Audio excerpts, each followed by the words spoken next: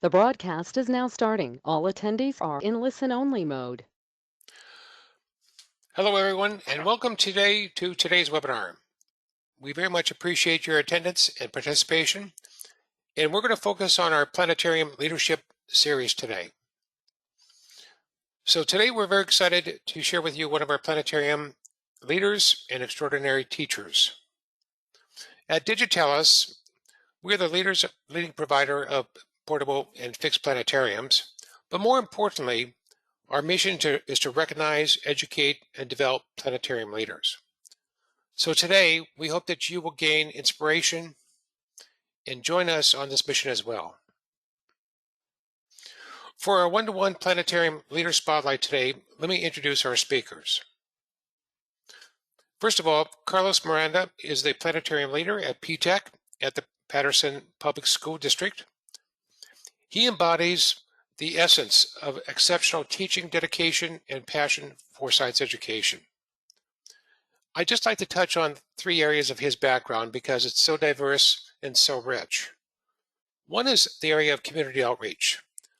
Not only just in the classroom, but Carlos is committed to community outreach, and it's really unparalleled in terms of the many ways that he's going to describe with you today how he does that.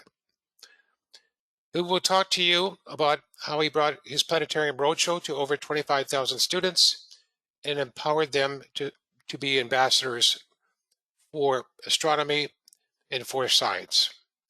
He'll also talk to you about how he collaborates with local museums and public libraries and many different organizations to expand the STEM outreach program.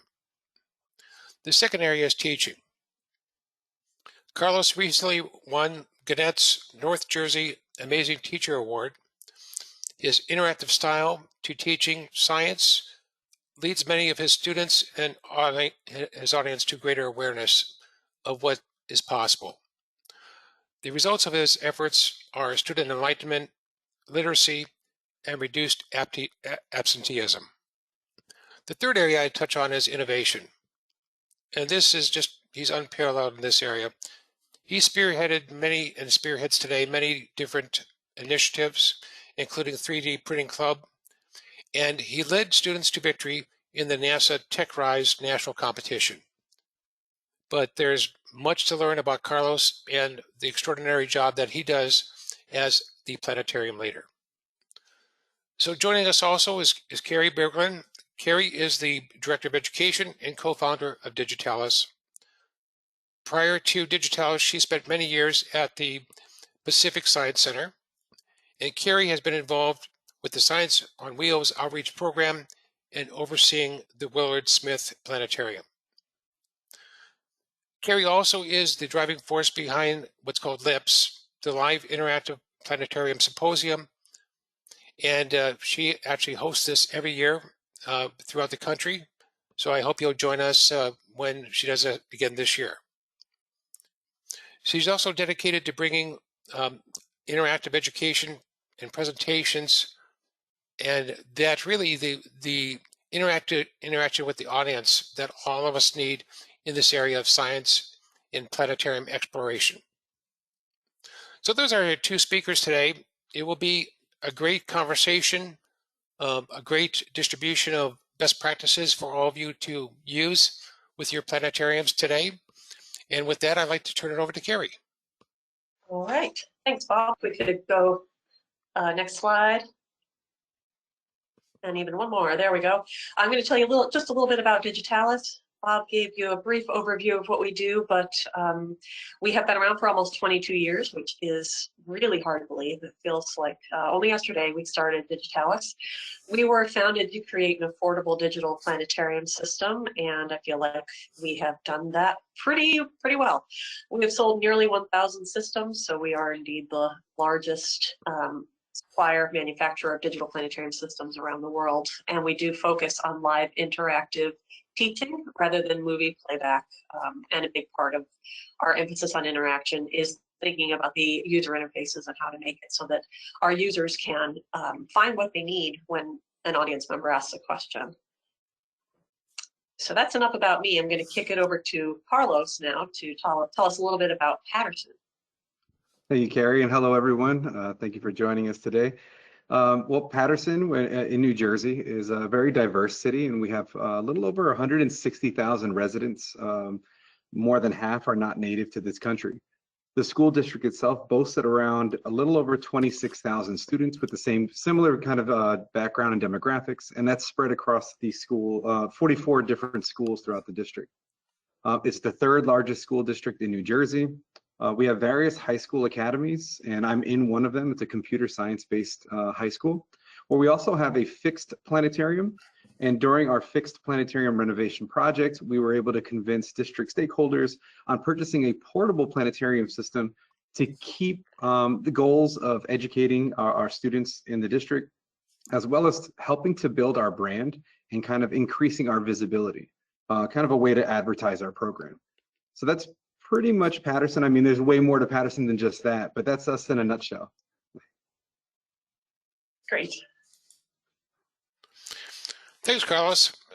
What we like to do is ask each of you if you could involve in responding to our first poll. We're going to have 3 polls today, so really appreciate everybody opting in as far as giving us your perspective. So to start off today, let's talk a little bit about what motivated you to attend today's webinar. Go ahead and choose which is the best answer from your perspective. One may be that you are new to planetariums and want to learn more. Perhaps you want to look at expanding or enhancing your existing offering that you have today with your existing planetarium. A third may be that you want to connect with others in similar roles in this field. A fourth thought would be that you're considering investing in a planetarium or exploring its benefits. Or you may have a general interest in this topic as it is. So appreciate everybody weighing in and giving us your opinion. And we'll share the results of the poll as we conclude. Okay, we'll just keep it open for just a couple more seconds here. Thank you, everyone, for participating. We really appreciate it.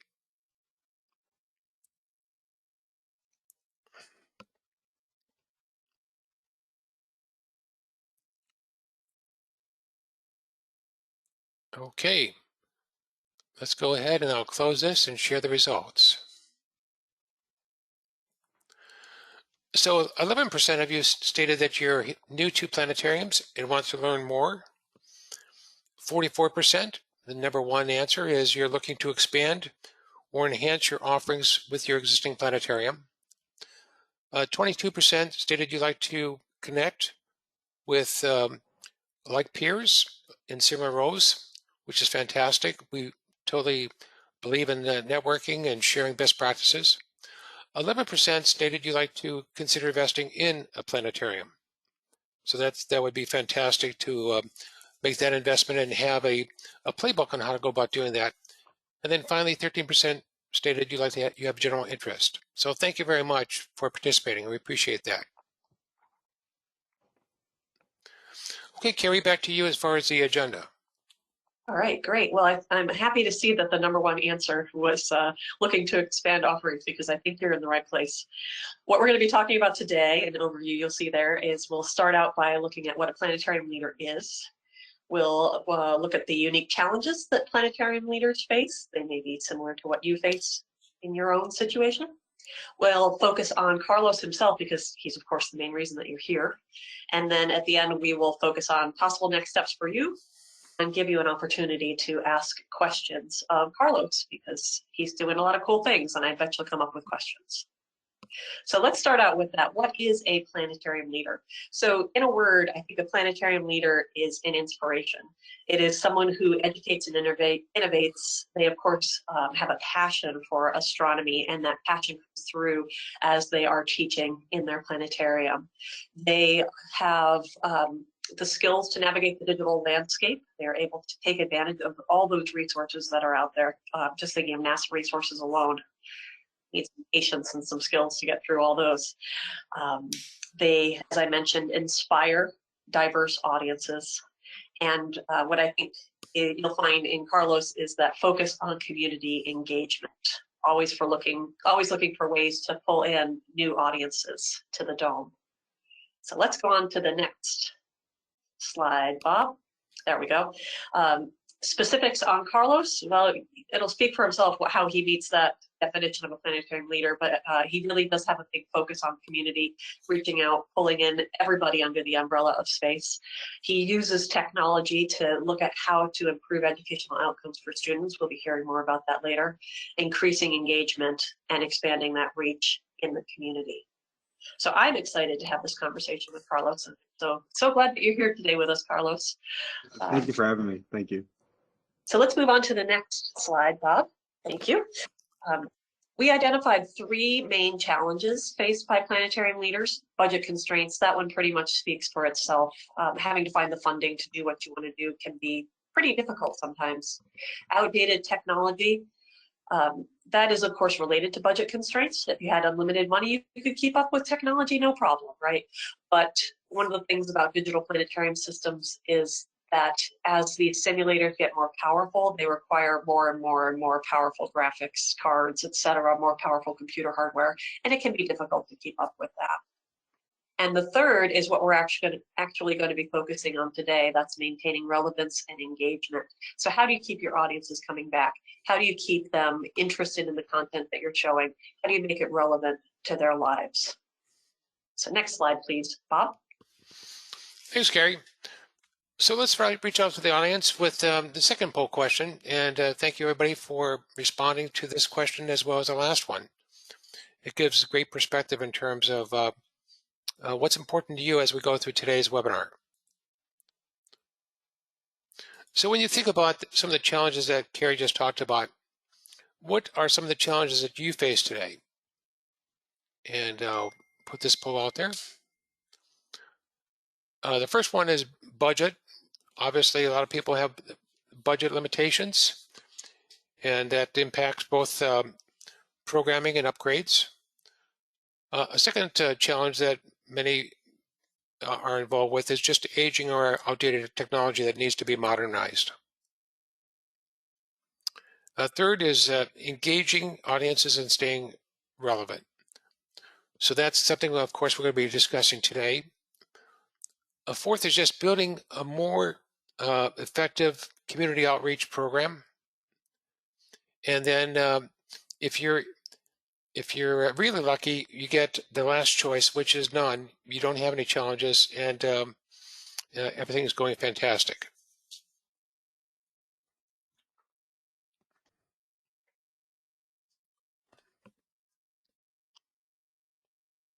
So we'll just keep this open for a little bit longer. There's so many wonderful people that joined today's webinar. We do have quite an audience today, so we appreciate the large group and also the tremendous interest.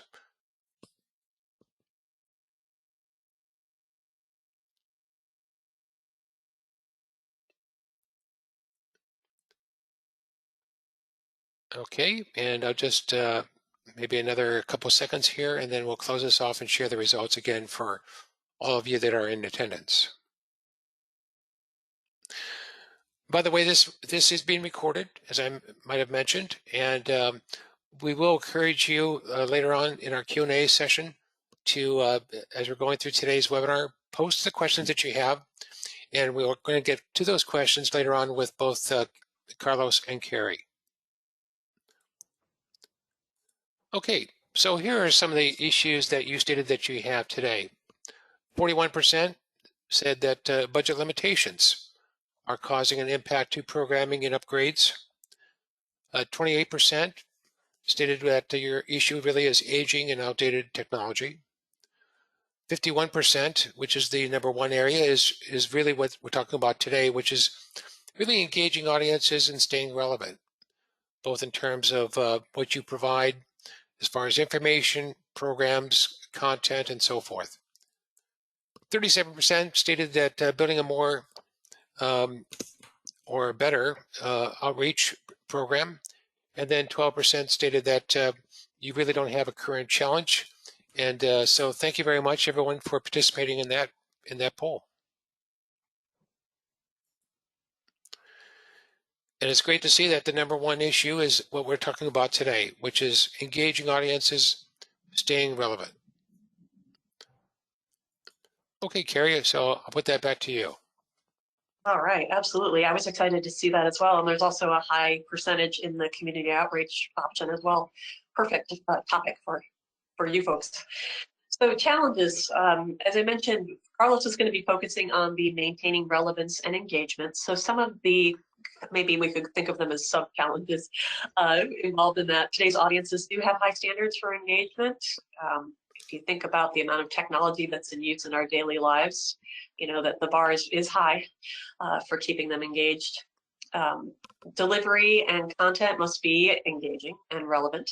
And then you can't just simply do the same thing over and over and over again, because obviously people will get tired of it. They want to see something. So that's those three are going to be the focuses of our conversation today. All right, next slide, please, Bob.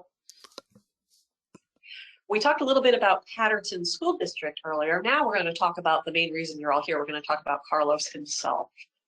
So Carlos, you mentioned that P-Tech High School is a computer science high school. Can you tell us a little bit more about that, what you do there? Okay, right now I'm the Planetarium Manager and running the Planetarium and its affiliated programs and initiatives.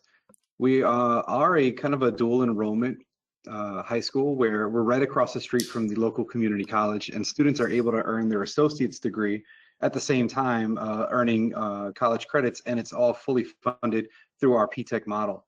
So we have my I guess responsibility here is overseeing the planetarium and its program and making sure that we reach as many students as we can on a yearly basis and just keep driving this forward. That's great. And the roadshow, I know Bob mentioned in the introduction, you've seen about 25,000 students in the roadshow. How long have you been traveling, and who are those students, I guess? I'm curious about that.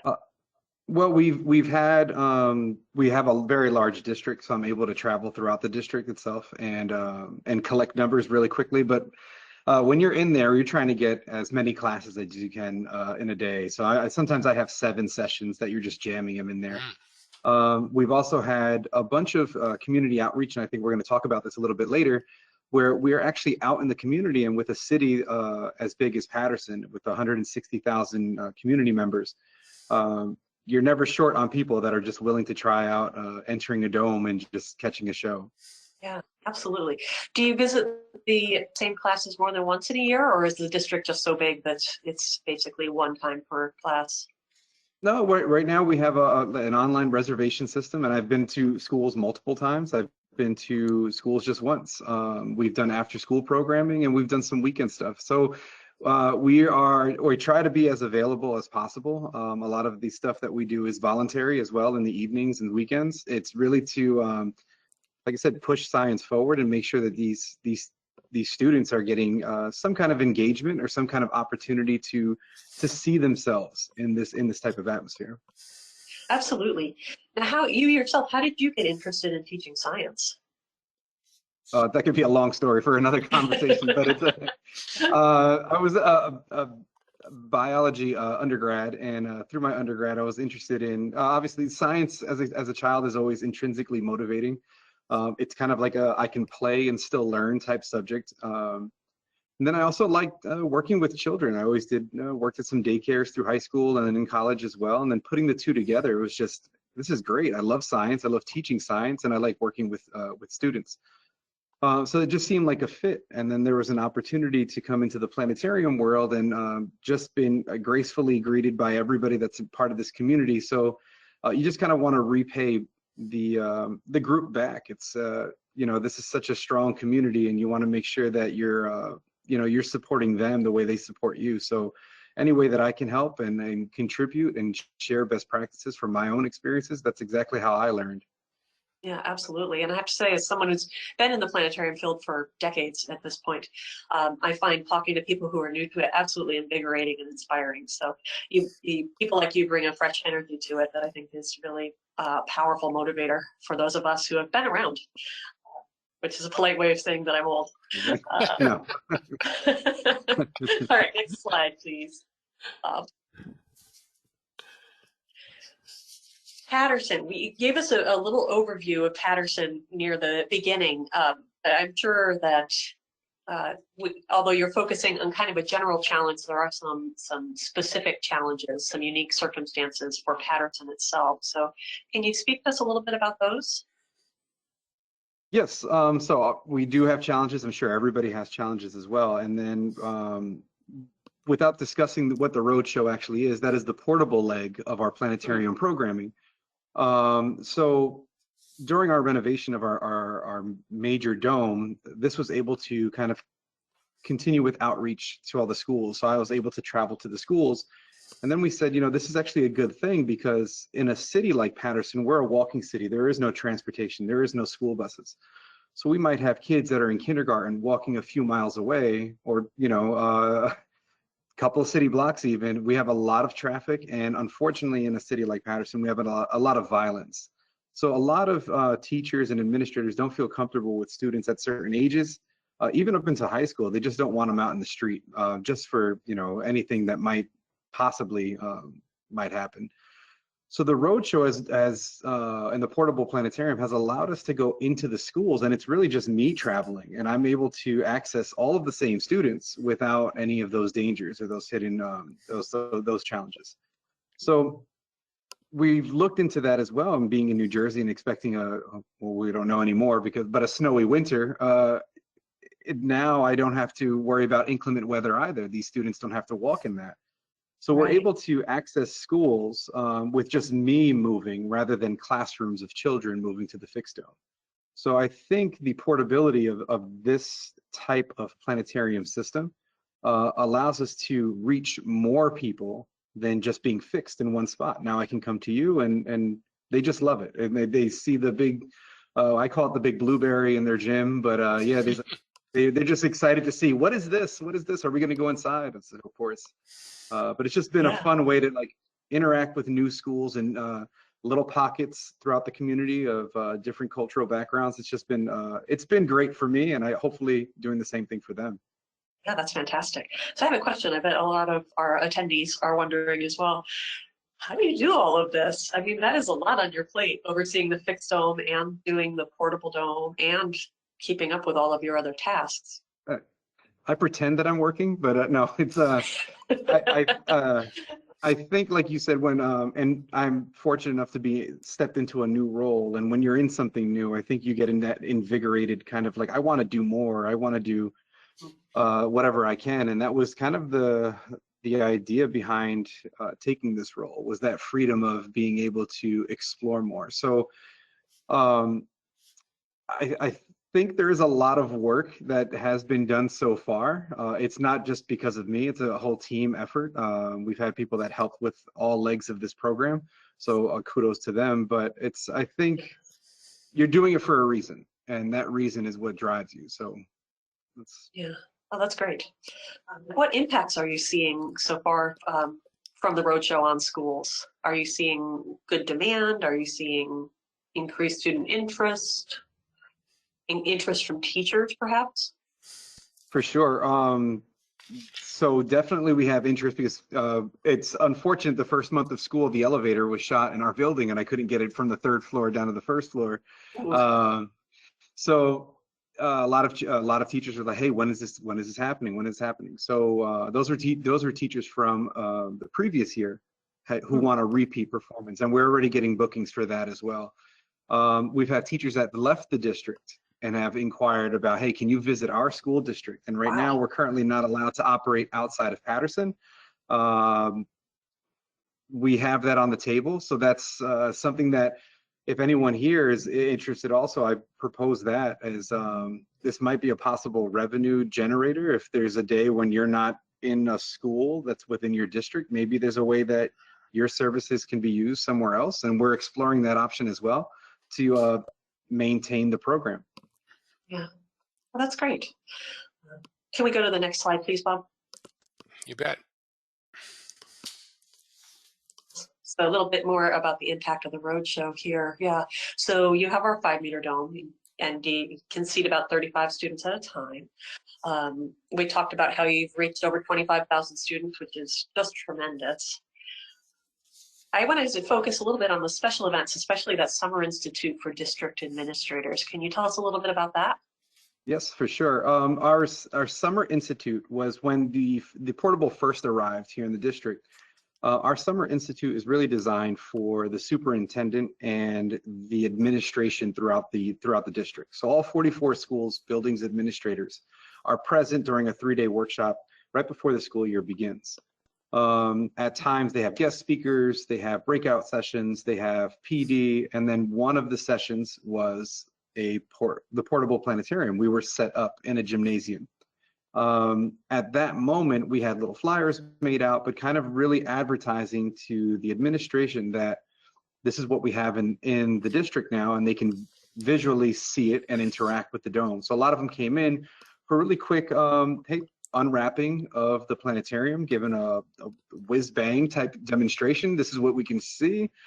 You'd be surprised how many adults are just super excited about just the sticks of the constellations up on the screen, and the sticks are moving, and then the artwork comes up and says, oh my goodness, the colors are great. So if they were excited, I'm sure their school communities are excited also. And then them being able to see it, this is the hardest part, I think, in education, is getting buy-in, because if you don't have the adults buying in, the kids are never going to get to it. So that institute allowed me to interact with all those building administrators, and then yeah, we haven't looked back since. That's within the district. Yeah. Mhm. Are you thinking that the planetarium will be a regular at the summer institutes going forward to just continue that buy-in? Yes, because they this was the second year that they've requested it, and I think it's going to continue because we have new administrators that haven't seen it, or they are newly hired. I think it also provides them with the sort of activity for those administrators, because we do have a lot, and we have a lot of those adults passing through. So I think now that we're a little more seasoned with the program, we have a lot more of feedback provided by teachers, letters from the students, and then some of the projects that we've worked on that were pretty inspiring the last year and a half or so using the dome has really kind of garnered interest from a lot of different individuals. Great. So I know that you do a lot of reach a lot of different communities. Can you tell us a little bit about some of those community groups that you've reached out to, that you've done programs for, or that you would like to do programs for in the future?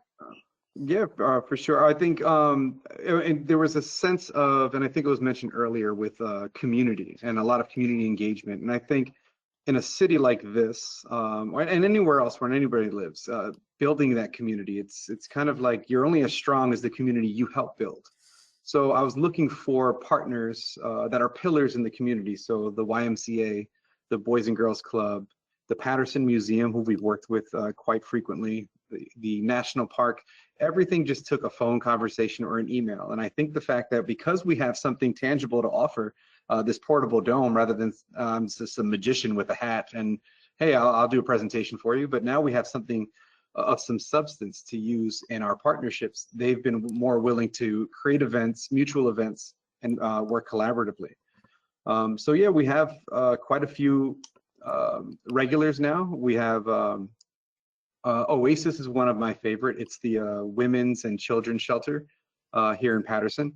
And we've done some nighttime programming, and we've done some things called Cocos and Constellation.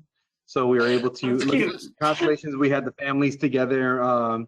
We built a fake campfire around the center, because that's where our projector is located. So out of cardboard, we built a fake fire like it was a campfire, and we had some cocoa outside of the dome, of course. Aww. And then when we get inside, we looked at constellations with the little ones and the family. So we had a bunch of family events there. And we're looking to continuously push that that partnership with different organizations, at least here in the city of Paterson. Great. And what's the interest level been like from parents or other family members? So outside of the, I guess I would say, the formal education environment. Surprisingly, it's very well. Not surprisingly, because everybody who sees a planetarium is all of a sudden excited. I'm sure everybody on this call right now, you're probably in this business, in this trade, because you've been to a planetarium before, and that's it. You've been hooked. So a lot of the parents, there have been a lot of, hey, can you visit my school or my kids' school? And if they're not in Paterson, I'm sorry, I can't, but they want to bring that to their own communities. We have had, and we'll do that for scouts, is anyone is, hey, I run a Girl Scout troop. It's just the town next door, and it's an evening, so we'll go and head over there for the scouts. Nice. So we have made connections that way. I think there's a very positive response from the parents and the community. And it's something that they're sharing with their children that they don't typically share. It's a lot different than going to a movie theater. You're doing some learning, it's really engaging, and it's immersive. Yeah, definitely. Oh, great. Can you tell us a little bit about the literacy improvement research? Yes, so we were also engaging with, and this is what we presented over IPS this summer. Some of the work we've done with the portable was kind of looking at what were the needs within our district. And we identified 2 schools that are considered, they're called community service schools or full service community schools. And they have evening programs that address certain concerns. If it's intervention for students that need more help in language arts, but it also offered different programs for them like arts and music. So reaching out to those, there was 2 different schools. We had about 200 students involved in this research. So we found that the literacy rates in these 2 schools were very low. 78% of students from K to 4 were not at grade level in reading. Oh, wow. So there was a glaring need. So we designed kind of like an intervention using the planetarium and kind of astronomy themed books. It's still children's books. So for example, I don't know if I'm allowed to say it, but Luna Moona is a book that we used in the in the research. And students were still engaging with their language arts teachers, reading the story. And then some of the activities that we worked on developing together. But then at the culmination of their little projects, of their weekly session, they would get a planetarium show, which I was able to travel to recreate the story. So what we did was we entered in, we did a round circle outside, kind of like what you see in the slide right in front of us now. We retold the story, and that's what we noticed when comprehension was a lot higher. And then we went into the dome and recreated the story. So Luna Moona, what was happening? We have to put on our space helmets, just like she did in the story. And all the kids created their own little space helmets, and they entered the dome. And when we're inside, we visited the moon in the same manner Luna did. And then we talked about some of the elements that you would see on the moon. Hey, what was this? It's a crater, and what have you. So we were really able to see a lot of growth in terms of comprehension. The one thing that I'd love to go back to if we were to do this for a longer period of time is reading fluency, which was not measured during that research. Right. But as an aside, and this is probably something in the future, and anyone else listening, attendance was drastically improved. Kids wanted to be in school. When the planetarium was coming that day, they realized, and they did it on Fridays because none of the kids would show up on the after school program for Fridays. They were receiving about 98% of the kids, almost 100% every single time. They're just coming on Friday now when you're coming. So there was something there. I think if I were to move this forward, chronic absenteeism is an issue in this district, and it's probably everywhere after COVID. But I definitely think there's something to explore on how do we create maybe incentivized programs that allow kids to kind of capitalize on, hey, I'm showing up to school, I'm doing the right thing. Can I be part of the planetarium? And yes, for sure, we can do something. So that's where I'm thinking with that research. Sorry. Yeah, it's great to hear the planetarium as a motivator and as a potential reward. It's Sure. wonderful. Can we go to the next slide, please, Bob? So looking ahead, we talked a little bit about the second bullet point there already. What are some of the additional science outreach initiatives you're thinking about or working on? Okay. There's quite a couple on the back burner that I'd like to really focus on. Outside of the school, I'd really like to conduct almost like a first responders event at one of the local firehouses. I'm in conversation with the mayor now about which firehouse is most central to the firefighters and providing some programming for them and their families. kind of as a thank you for what you do in the community. So we're trying to touch base with all areas in the community. So it's school, it's organizations, it's our first responders. So that was something. We were looking at maybe addressing, and I don't know if he's on the call right now, there's great work being done with another planetarian with English language learners. And there's opportunity there that we'd like to explore, because that's also a growing concern in the district. We have more than half of the population was not born here. So how do we address English language learners? Additionally, creating more events with our national park that's down the street. We'd like to collaborate a little bit more there. We've done two programs, one about the eclipse, and the other one was kind of like an Earth Day kind of event, and we've done Earth Science in the Dome. So we have a couple of things. I don't know if I have everything ironed out right now for us during this conversation, but there's some motivators. Yeah, definitely a lot to work on. And it sounds like you are working with libraries as well, which would tie in great with storybook themes. Yes, the Free Public Library, and depending on which libraries or what they're doing other places, they have what's called I think they call it like a cafe night. And the cafe night has a theme. So we're kind of planning where the cafe night is an astronomy night type thing. And the books that they lay out on their tables will be all astronomy based. So the Free Public Library will have enough, like to house us in a section in the library while offering that astronomy night or cafe night. Yeah, oh, that's great. And then last, I wanted to ask you about your role as a NASA Solar System Ambassador. What are some of the things that you do as an ambassador? Yes, I'm fortunate enough to leverage the SSA program. I was able to enter that last year, so this is my first year with them. They offer tremendous training, so if anyone's interested, they're having some budget cuts now, so I don't know what the future of the program looks like, and I can't speak on that.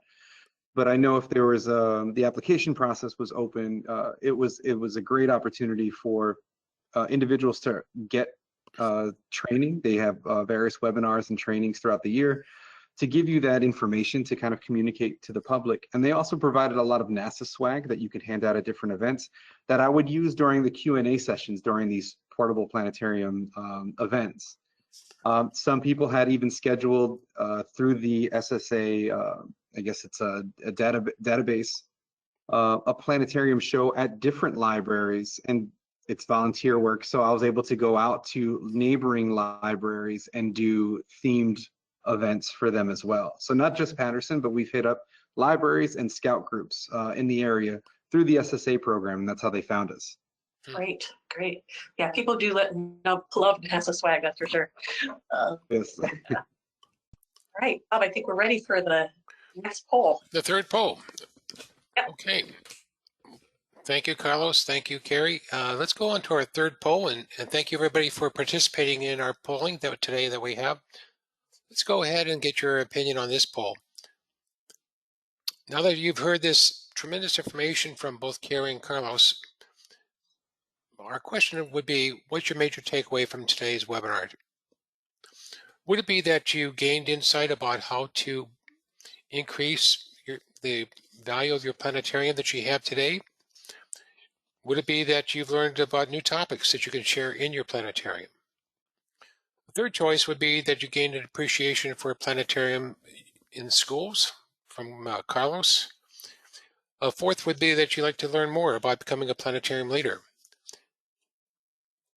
And the fifth, of course, is just like you like learning from other fellow planetarium leaders like Carlos. So appreciate your thoughts on that and your input. It really helps us in terms of our overall planetarium leadership program, our outreach program, and our sharing between all of you in this community. So I'll just keep the poll going here for just a few more seconds, and then look forward to giving you the results.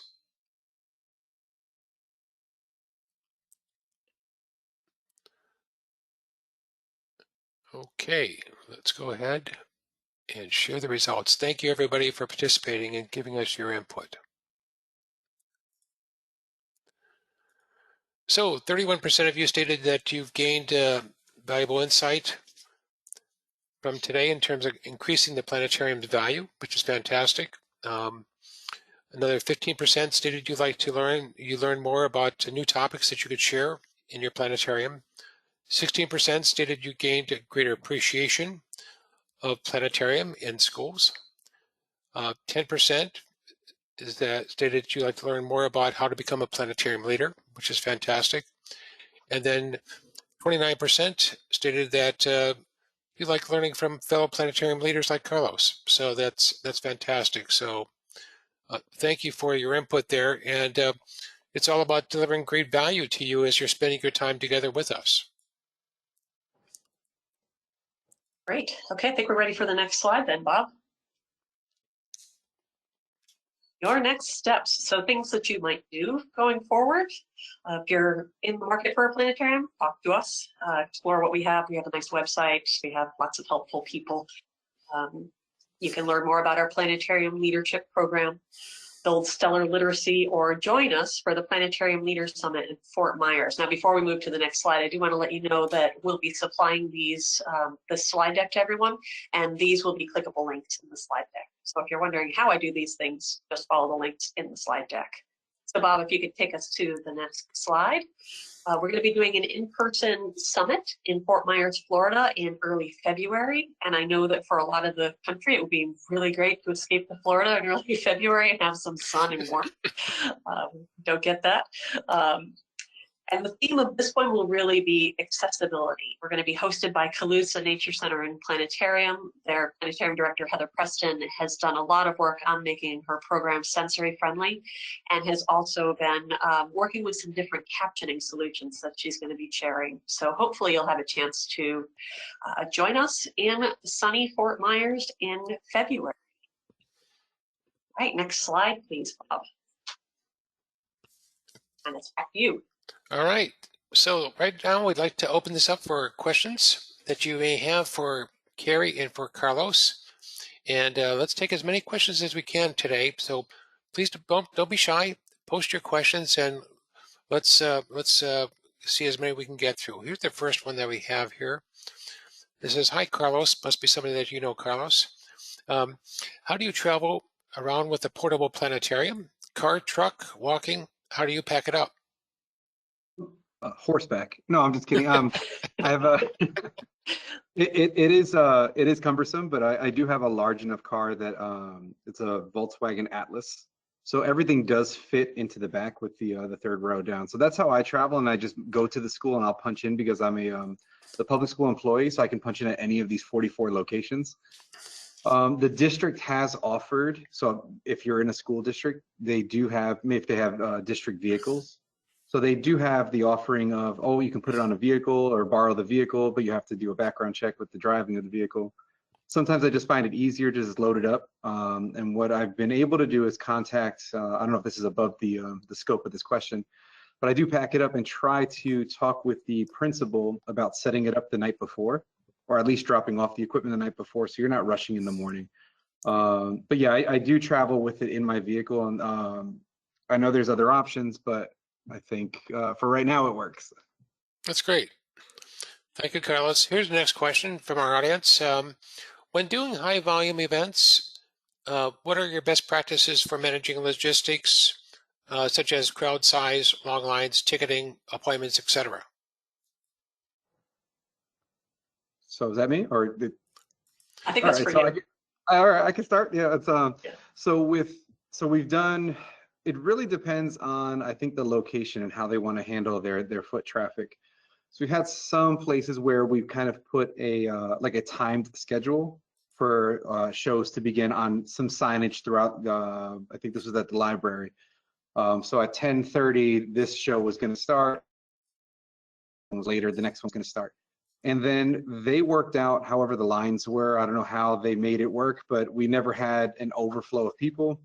And then if anybody ever got there late, I mean, you're there anyway. It's not a big deal to unzip and do another show really quick. So if we try to get as many people in as we can, But I think the time show is a little bit easier. The museum was a little more, hey, we're having a session at this, right now, and they started gathering people and then funneling them towards the planetarium. So I really think if you're doing an event, you have a time slot available, and then people can be at your planetarium door. Carrie, I don't know if you definitely have more experience than I do in that. Yeah, I've done some big events at shopping malls and that kind of thing where it's just kind of a free-form crowd. And to me, it comes down to managing expectations. And I think that publishing a time schedule is a lot of that.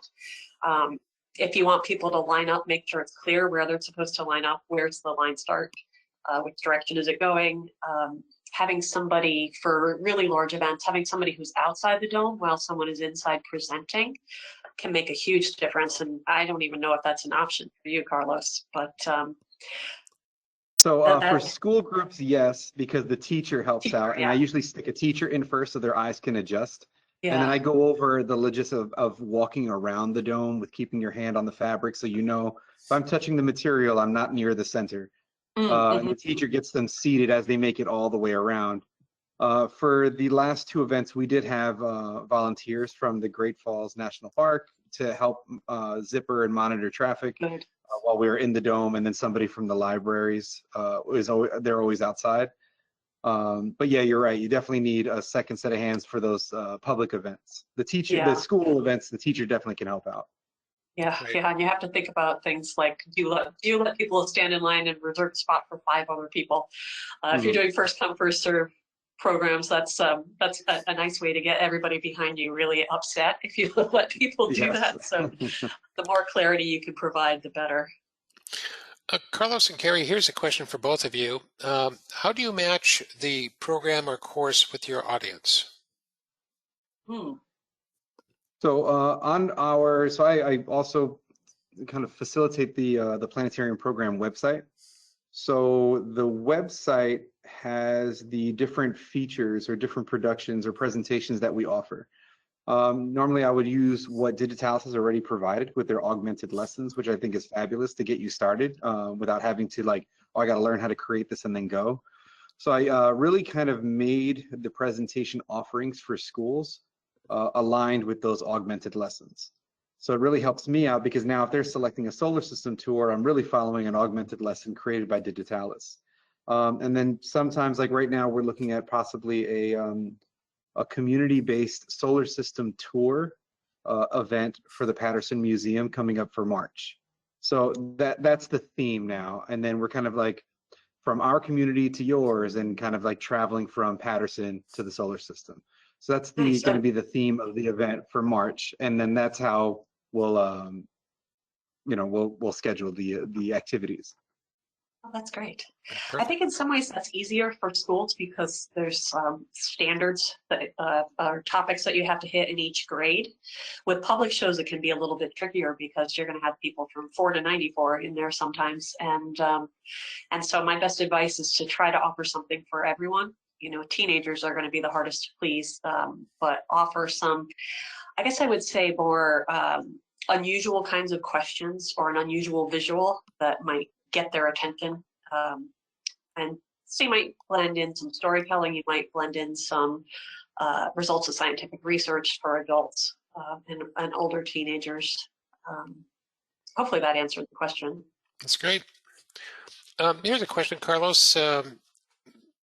Our question basically is, how do you measure the success of your program? All right, good question. So currently, I do have feedback forms that teachers complete. It's a Google form, and it's kind of cheesy, but I've printed the QR code on a bunch of T-shirts. So while they're walking out with their students, they can just scan my back and do the quiz later or the form later. If I miss that opportunity, then I do just email them because we are in district, so it's really easy to just get their name and who attended, and then I just send the link to them through the email. But they do find it funny that they can take a feedback form off of my shirt and complete the feedback there. But it provides us with the attendance numbers that we need for hopefully our grant writing initiatives. But that's how we'll get those. And then I'm sure everybody's favorite is when you get that envelope of cards made. And it's funny because one of the cards, I wish I had it available, the kid drew the QR code on my shirt. They're just so very detail oriented. You know, they'll draw like what my glasses look like if they were crooked all presentation, but then for sure they had they had the QR code. But yeah, they'll let you know. That's very funny. Did you try scanning the QR code? No, yeah, right. Yeah, he did a great job. That's Carlos, great. you're the first planetarium leader that we've had that will give the shirt off your back. All right, thank you. For sure. Here's another question. It says, Carlos, is your programming free within district? My challenge is getting schools to pay for our programming because I work at a museum. So yes, so the roadshow itself, so anything for Paterson Public Schools is free. I'd like to expand to other districts, and we have, because everything has to be Board of Ed approved. So we had to come up with a pricing schedule. So I had to look at like comparable portable planetarium systems. We're not there yet to charge revenue. So a lot of the stuff has been volunteer, and then everything has already been paid for with the money set aside for the planetarium renovation project. So this was purchased with funds for the construction project for our fixed dome. Okay, we'll get to a few more questions here before the end of our session. Here's another one, Carlos. I assume students are sitting on the floor, but what about the administrators and the teachers? Are they also sitting Great. with the students? So I always offer chairs, and normally I'll get a good idea of who's entering because if it's school-based and the way they're filling it out. They'll let me know if it's 2 teachers or not, and then I usually kind of confirm the day before logistics, like, hey, I'll be set up by this time. How many adults do you expect? And I usually start with like maybe 2 or 3 chairs in the dome, and then let them know that you know, I'll let the kids know too. The chairs are not for you; it's for your teachers. They pay taxes. So then the teachers get options. Sometimes, so with little kids, I've seen the teachers. I think they're the kindest souls on the planet. Anyone dealing with pre-K and kindergarten, they're sitting on the floor with those kids because that if anyone's worked in a dome, you know how scared they can get, especially when you're entering into something. And we did a couple of autism programs, and we didn't have any chairs because they all needed that one-to-one attention, kind of like a soothing type thing. So it's there. I make it available. The chairs are from the school anyway; they're not my own, but we do offer seating in both. Thank you, Carlos. Here's another question. We've been using a portable planetarium for over a year with our 5th and 7th grade students and having some issues about how much noise the dome can amplify. Do you have any suggestions for mitigating that?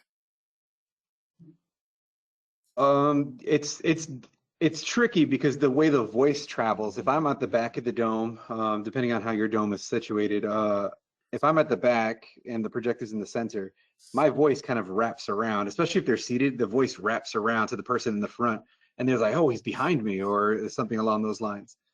I think to mitigate the sound, and I don't know if this is from your speaking, I'm not sure how the question was phrased. I try to do a 1-answer callback. So, and we'll practice this outside of the dome. So I'll start with, you're allowed to shout out 1 answer because I can't see everybody. So I can't know who's answering what question. So I'm not going to ask questions this way. So what I might say at the outside of the dome is, all right, everybody, let's practice 1-answer callback. What's your favorite shape? And then they just have to say it once. Shout it out, that's fine. Square, circle. And once they do that, you'll always catch one kid, circle, circle, circle, or they change their answer a few times. And I pointed out that that was more than once. And then I just go back to favorite number. And by the 3rd time practicing, they get the idea. And then when we get inside, I practice 1 more time. And that kind of allows them to speak at that point, but they know that I don't need you to speak in between those I guess when you're kind of soliciting responses. It's great. Yeah, from a materials standpoint too, a softer flooring like carpet tiles or even gym mats. That kind of thing can help reduce it, because it does. Being on a hard gym floor, for example, definitely amplifies the sound more than just being on a soft carpet. Actually, a great idea. Thank you. I'm writing it down too. I've done this a few times. Hey, Carrie, here's a question for you. Okay. I'm running a proposal to attend the summit in February. Oh, good. Is there a list of places recommended to stay? I'd love to share any and all recommendations that you have. There on that website, there is a short list of hotels that are close to Kaluza Nature Center. That's fantastic. Yeah. Personally, I could say I've been to Fort Myers many times. There's really a lot of fun places to go and stay there. Yeah, lots of fun things to do. We have some ideas for activities in the area as well on that webpage. And again, it will be a clickable link when you get the slides. Here's we got room for a couple more questions. Here's one for Carlos. How is the roadshow funded? You mentioned library and scout programs. Are those typically free or volunteer events?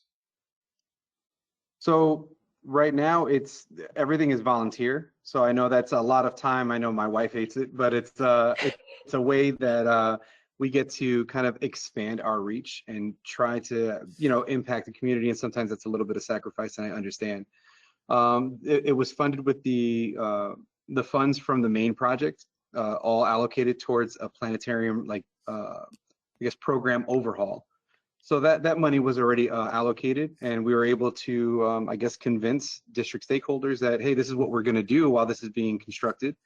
And now I'm looking at possibly, bringing this to our kind of our state house. We have a STEM month in March, and that'll be a way to advertise our district, advertise our program.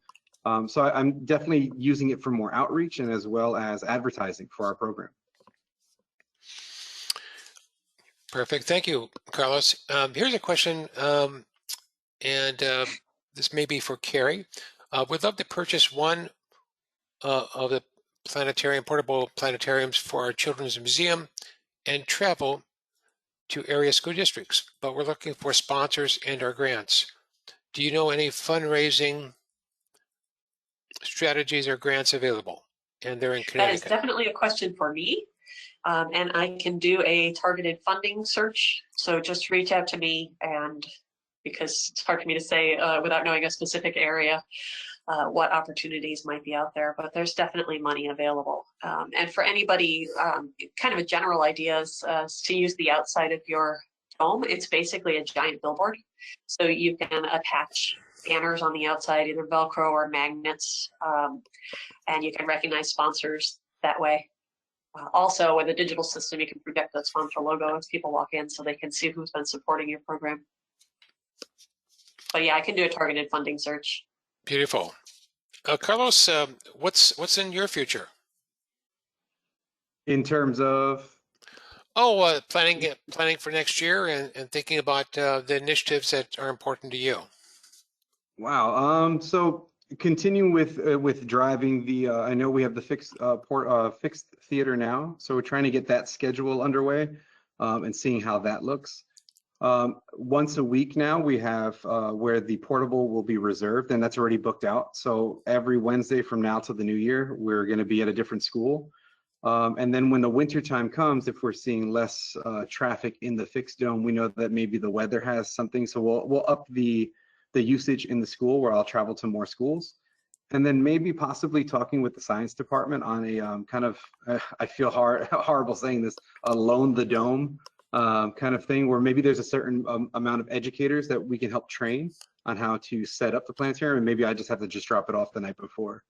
But I'm a little iffy on that because, it's our baby and we've been traveling with it everywhere. So. At the same time, you are one person, so training others to do programs might be a nice way to make your wife happy. Yes, for sure.